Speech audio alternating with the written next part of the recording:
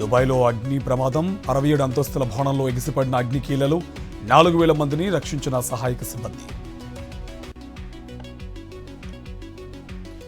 రాజకీయ ప్రయోజనాల కోసం రాష్ట్ర ప్రయోజనాలను తాకట్టు పెడతారా? సీఎం రేవంత్ను ప్రశ్నించిన హరీష్ రావు. కౌలు రైతులు ఊసేలేదు, పంటకు బోనస్ జాడలేదు. కాంగ్రెస్ 6 గ్యారంటీలపై పోస్టర్ రిలీజ్ చేసిన బీజేపీ.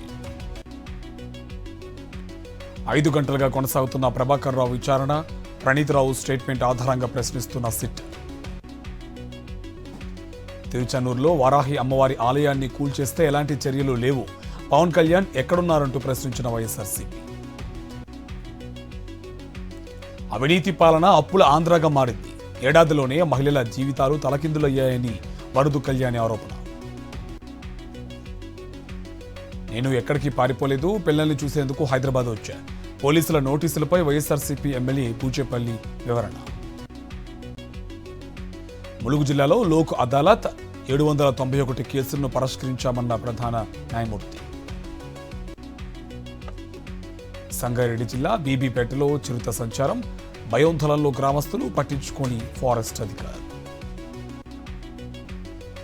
ఖమ్మం జిల్లా కామేపల్లిలో రోడ్డు ప్రమాదం. ఆర్టీసీ బస్సును ఢీకున్న ట్యాంకర్. 14 మందికి తీవ్ర గాయాలు. ఎయిర్ ఇండియా విమాన ఘటనపై కొనసాగుతున్న విచారణ.